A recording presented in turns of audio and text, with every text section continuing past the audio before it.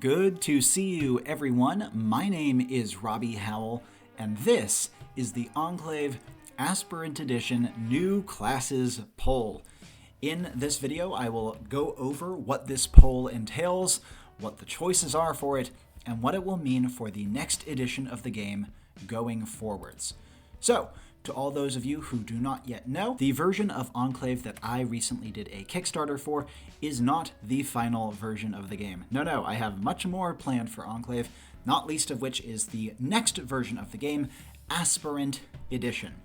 My current plan now is to release, or at least begin the kickstarting process for Aspirant Edition in summer of 2025, but before then, there's an awful lot to do. Not only am I currently in the process of writing the rule set, but I'll also be starting a public playtesting process, the details of which will be coming out by summer of this year. Aspirant Edition will be adding an awful lot to the game. Not least of these additions is 6 completely new classes, as well as expansions on the former classes, giving them as much as 3 times as much content as they have now. Of these 6 new classes, 2 are already locked in. These 2 classes are the Berserker, double plus might, single plus resilience, a vicious melee combatant with some of the highest DPS in the game that requires a large amount of anger acting on the part of the player to function optimally, and the Infiltrator, double plus reflex, single plus intelligence, a stealth and subterfuge class that specializes in getting in and among their opponents, as well as causing major distractions and deceptions. However, the remaining 4 candidates will be decided by you all, the player base of Advent Edition. So, how this voting process is going to work will go as follows. In this presentation, I have 12 classes for you that are split into 4 batches by double plus stat. So this means that for each of the double plus stats, there are going to be 3 candidates. You may vote for up to 2 classes per batch. These votes will be ranked, meaning that if you like one class much more than another, but still like a second one some amount, you can choose which order you want them to be placed in, but you don't have to vote for 2, you can vote for just 1 if you would like. All voting will be done via a Google form, which is down in the description below. I also have it on Discord. I'll be sending out over the mailing list, so make sure that you don't forget to vote. We really want to hear from you for this. I should note that all of the classes I will be showing in this presentation are highly subject to change. I'm trying to give you as much information as I comfortably can, but still you can expect as much as 33% of what I show here to change between now and when Aspirant is released down the line. I should also note that, in particular, the source characters that I am showing here are just what I have been looking to research and develop these classes in my own time, but if you have any personal suggestions for characters that you think would be good representatives of these classes, please do not hesitate to share them in the comments below or on Discord. Now, of course, once the poll votes all roll in, I will be announcing them all in full, which of course will be a necessary step prior to me finishing the Aspirant rule set, or at least bringing it to a rough draft state where it can be playtested. Details on playtesting will be forthcoming, ideally sometime this summer, possibly a little bit later. And with all of that out of the way, let us move on to our polling candidates, beginning with the 3 classes representing the Vitality stat. Let's move on to the first Vitality candidate, plus Vitality plus Spirit, the Samaritan. The Samaritan is a fairly classic healing and support style class, far more so than any of the others that we have seen yet in the game. They derive from the trope of the chronic do-gooder, known for charitable acts and very much seen as paragons of virtue, often with explicit healing powers or healing adjacent activities involved. The Samaritan is about as close as you will get to a true healer in Enclave, but they are also a very heavily socially focused class, good at putting themselves between their allies and sources of potential danger. Of note, the Samaritan does not have to be played as just a good person, since public perception is a lot more important for their abilities to work than our truly pure intentions. To give you an idea of what their kit might look like, a core ability teaser for them is the ability Saving Grace, a powerful single target heal that also enfeebles you, the Samaritan, using it. As for some of their gear, they will have items including but not limited to the Caduceus, a healing wand that shoots a stream of restoring energy, alms, which are little tokens that transform into money or food or whatever else their recipient might need most, and the lamp, a guiding item whose light is invisible to enemies, but is always visible to allies even through solid obstacles, and has a couple more powers and properties besides. So that's the Samaritan, playing into the healing and supporting side of the vitality stat, but what else do we have beyond that? Next we have the Yeoman, double plus vitality, single plus skill. The archer is often a more stoic character in fantasy fiction, but there is a subset of archers who are more merry, jovial, and charismatic. And that's what the yeoman represents, the gallivanting archer. Because of this, the yeoman is of course, heavily social class, but also somewhere between a ranged damage dealer and a support class. Kind of like a middle ground between a thane and a gunslinger, though obviously focusing on bows.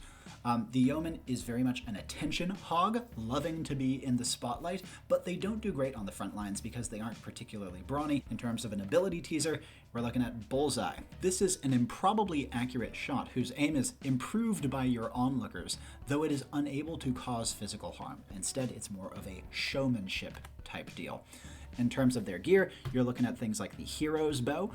It's a warbow, classic warbow weapon, but it can also be infused with magic if you shoot through an active spell.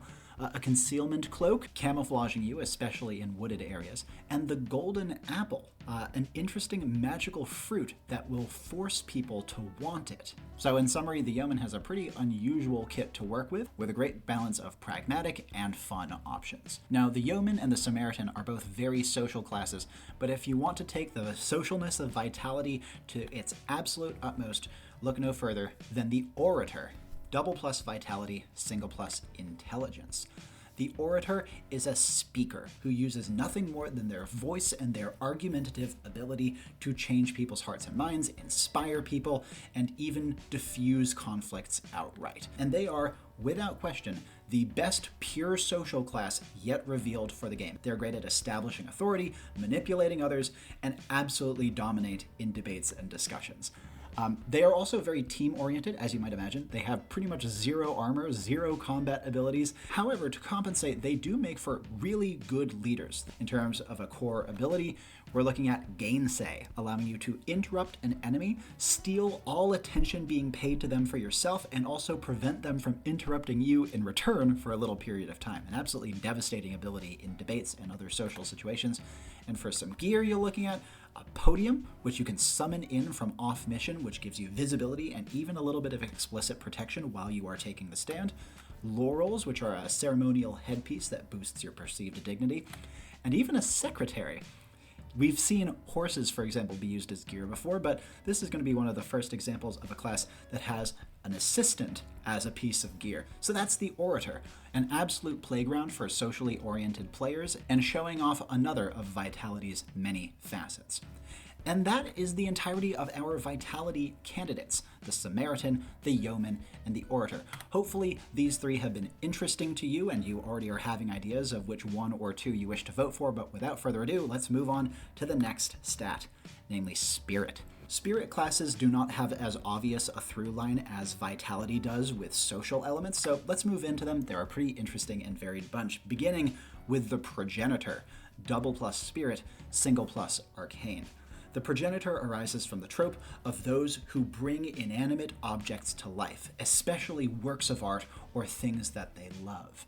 It is an incredibly emotionally oriented class who pours their soul into their work, not only creating things of exceptional beauty and complexity, but then creating things that in many cases love them in return. You could see it as more of a traditional summoner, or maybe more specifically, an animator.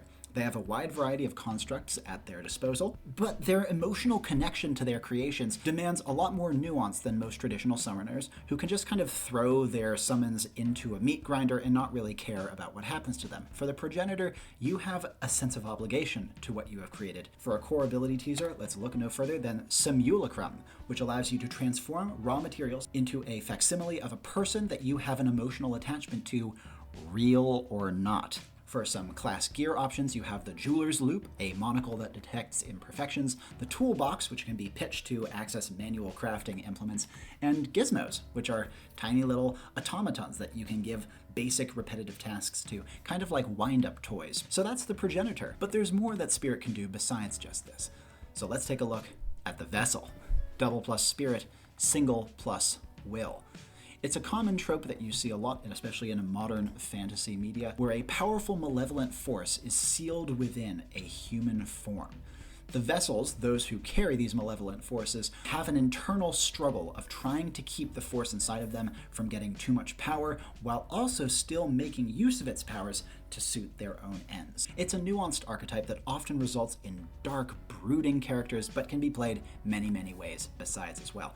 The Vessel is in an interesting place in Enclave. It has enormous outright power. However, with all this power comes a lot of responsibility. Not only are you a serious friendly fire threat, far more than the Thunderbird is right now, if you're not cautious in how you are using your powers might manifest without you even wanting them to be, which is of course dangerous, exciting, and very cool. For a core ability teaser, let's take a look at Embrace Darkness, which allows you to enter, sometimes involuntarily, a trance that you have little control over, but gives you enormous combat abilities and can even outright warp your body. For gear, let's take a look at, for example, the Ritual Knife, which is a very fragile but very deadly item that is used primarily in facilitating energy work. You have a Death Mask, which will drain the wellness of whoever wears it, but also cause terrible fear. And then Altar Lights, little candles that empower your magic the longer that they stay within a given area. And so the Vessel takes a look at a more brooding side of the Spirit stat. It still has a lot of emotionality involved in it, a lot of vulnerability involved in it, and obviously it wants to use its abilities a lot, but unlike the Progenitor, who is caring and has a deep sense of obligation, the Vessel's spirit is often turned inward to help facilitate their own internal struggle. And the last of our Spirit candidates, looking at a completely different side of the Spirit stat, we have the Squire. Double plus Spirit, single plus Vigor. You often will see protégés in media, fantasy and otherwise, those who look up to those who have achieved more than them and aspire to be like them. Traditionally, these sorts of characters are affiliated with like one specific mentor figure, but this class is able to find someone new to look up to, serve, and earn the respect of on every mission in turn. They are a hero in training. Now, the Squire could be best summarized as a support tank with a lot of social options and a big emotional core. It is a class that really loves heavy acting commitment and pays it off with some really unique benefits. It also has exceptional staying power and is able to take a lot more punishment than you might expect of a class without a resilience plus. They can hold their own in combat quite well, especially after they establish those key admiration and mentorship relationships with allies around them. For a core ability, let's take a look at Entrust, which allows you to prove your worth to an ally to become able to proficiently wield a piece of their gear and even get some benefits while you are doing so. For some gear options of their own, however, we can take a look at the Tilting Lance, which is a jousting spear that lets you charge into combat faster, Shining Armor, which is a very powerful set of defensive gear that rewards flashy heroics, and the Keepsake, which is like a small trinket or a souvenir that you hold dear even if it seems entirely mundane. It's a class not really like any that we have seen yet in the game. Spirit is a stat that is hard to pigeonhole, and as such, the 3 Spirit candidates you see here have some of the highest variety of any set in this poll. But let's move on to the next stat on the list, Will, and our 3 Will candidates. The Will stat is a stat that really cares about acting, characterization, and having strong convictions that allow you to pull off good defiances when you need them to come up. Because of that, let's begin this discussion with the Scion. Double plus Will, single plus Arcane. Psychics are nothing new to fantasy fiction, but there are some psychics that are a bit better than others, and that's what the Scion is representing. Powerful psychics, almost super weapon tier psychics, able to manipulate a lot of the world around them, including other people, using nothing more than their minds. The Scion has enormous raw power, with very strong abilities that also possess a surprising amount of utility. However, much like the Vessel, the Scion comes with built-in downsides. In this case, the Scion's abilities put great strain on their own minds and bodies, which also you can then overcome with Defiance later on to push through the injuries you have imposed on yourself and keep contributing to the mission. Now, for a core ability, let's take a look at telekinesis. It's a classic. You know what telekinesis does. Remote manipulation with pretty substantial force, but the more power you put into your telekinesis, the more strain you put on your own body. For their gear, they have some pretty unconventional options, including cranial plating, which are literal implants in your skull that give you some protection, but also especially good defenses against mental effects coming in at you, as well as the node, which is a power core you can charge up, but in so doing open up a risky weak spot on yourself, and EMPs, which are electromagnetic grenades that heavily disrupt magic and technology. So that's the Scion, a potentially devastating class that really forces you to weigh risk and reward and think about how you can use your will stat to help overcome the self-inflicted downsides you impose on yourself. Moving on, though, to another element of will, we find the Witch Hunter, double plus will, single plus sensory. The will stat is often associated heavily with anti-magic, and the Witch Hunter is, without question, the best anti-mage of all the classes yet revealed for the game. Those trying to purge magic from the world because they believe it to be evil, and in so doing often become quite at home in the darkness, committing what could be often seen to be evil acts in pursuit of the greater good that they see as necessary for the world around them. They are not only great at anti-magic, but also have very good information gathering, as well as a lot of other different niches they can fill. They have a great proficiency with crossbows, and as such can be very respectable ranged damage dealers. They have some stealth options, and they're also very good intimidators, giving them some utility in social scenarios. For their core ability teaser, let's look at Omoriori. This allows you to detect and learn about nearby magic, typically through senses other than sight. For some class gear options, you will have access to items like the Balestrino, a very light one-handed crossbow. If you think about those crossbows you see mounted on people's wrists, that's effectively what a Balestrino is doing. It's on the weak side, but it's very easily concealed and quick to use. The eye patch, which obviously takes one of your eyes out of the action, but it slowly empowers the eye it covers, as well as stakes, which are almost like melee-ranged throwing weapons, like consumable melee weapons that if you affix it into an enemy or an artifact, it can deaden the target's spellcasting potential. So that's the Witch Hunter, another very brooding class like the Vessel that has a lot of darker themes, but has a very open and varied skill set and can be played in a lot of different ways. And the last of our will options is the Eudaimon, double plus will, single plus luck. One of the most unusual classes in this poll, probably the most unusual, the Eudaimon is a morality guide, a shoulder angel, mentor and a moral compass to a plucky young hero, but have to deal with their own foibles and flaws in the process. They are a support class, almost entirely a support class, but are highly unconventional. They work on buffing and protecting their allies while also questioning their allies in a way that forces them to grow and change as people. Now, of course, you can't force character development, and because of that, the Eudaimon's abilities don't only work if the target changes as a person. That would get old very fast. They are there to prompt introspection and give mechanical payoffs in the process. An example of this would be their core ability, Trials and Tribulations, which allows them to reward the noble suffering of an ally with restoration as well as a powerful gift. For some gear options, you have, for example, the Aegis, a very powerful shield, which you can task to guard another target besides yourself for a period of time. The Ostraka, which are voting tablets that you can use to buff an ally, banish an enemy, and do some other funky things besides. And an Eye in the Sky, a flying pet like an owl or a raven that can scout and carry messages for you. And that's the will stat. We have 3 very different class offerings here, all of whom are only unified through this element of discipline that is one of the most important overarching themes that the stat carries with it. And with that, we move on to the final of the stats whose candidates will be represented in this poll, namely Vigor. Vigor is a stat that, unlike these other more esoteric ones, is very literally grounded. Vigor classes tend to go fast, tend to have a lot of energy, and where better to begin than with one of the most straightforward classes yet revealed for the game, the Pugilist, double plus Vigor, single plus Might. The Pugilist is a boxer. Nothing more, nothing less. However, a boxer is not just about punching people in the face.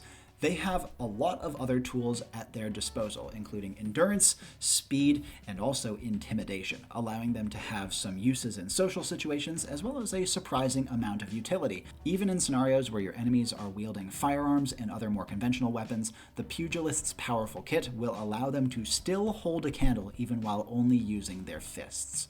Now, it's a melee combat class, and if you're looking for hyper combat, this is the class for you. But beyond just combat, they have a lot of utility and, as mentioned, some social options as well. They hit people in the face very effectively, but I should note, unlike a lot of other combat classes who often have to kill their enemies to deal with them, the Pugilist is very good at non-lethal takedowns, which should never be discounted in a game like Enclave. For a core ability, we are looking at Haymaker, a charged up super punch that you can wind up for almost an arbitrary period of time. For some gear options you have access to, boxing gloves are a classic, boosting knockback and stun on your punches, training weights, which will supercharge your muscles the longer they are worn after you take them off, and a towel, which lets you restore stamina and even can work as a peace offering if you find yourself on the back foot. So that's the Pugilist, a combat class that can do more than just rip people apart.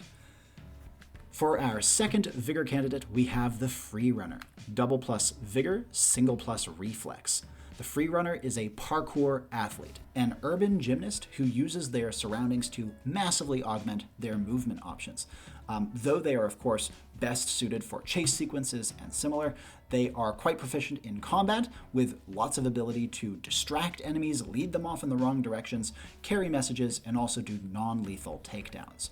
Now, the Freerunner has, without question, the best mobility of any class yet revealed for the game, while also being able to contribute to combat and all manner of other scenarios. A rare example of a class who can be built almost pure combat and almost purely non-combat with equal ease. For a core ability, let's take a look at Hang Time, which greatly boosts an acrobatic maneuver, letting it go far beyond what it normally could do, in the process warding off attacks aimed at you while you are doing it, the more stylish and dangerous it is.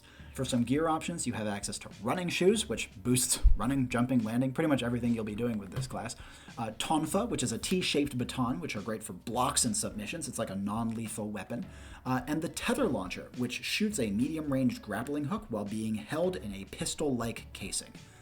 The Freerunner is, much like the Pugilist, a more straightforward class that, while it has a very clear game plan, has many other ways it can contribute to a mission beyond just that game plan.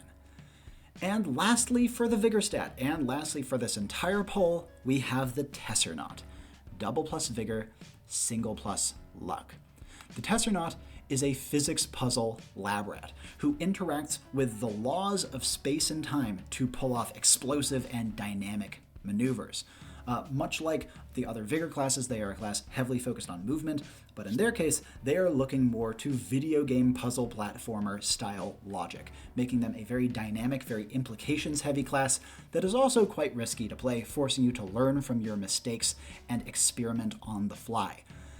It obviously has exceptional mobility, though of a very different nature to the Freerunner, and the wildcard potential that the Tessernaut brings to the table is really quite staggering. It has a very creativity-focused game plan, and if you have good game sense as a player, then you're going to have some really nice results with this class. But it can also feel sluggish, if not just outright hazardous, if you are a player who is unwilling to take risks or has trouble thinking on the fly. So high risk, high reward. For a core ability, let's take a look at Aperture, which allows you to create 2 connected portals on flat surfaces. The reference here is pretty unsubtle.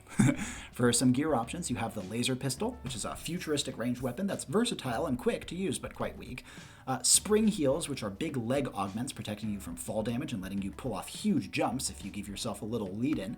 And the Panic Button, which gives you an instant but random teleport, playing once again into this class's somewhat hazardous game plan where you very much have to think on the fly and dive into matters headfirst.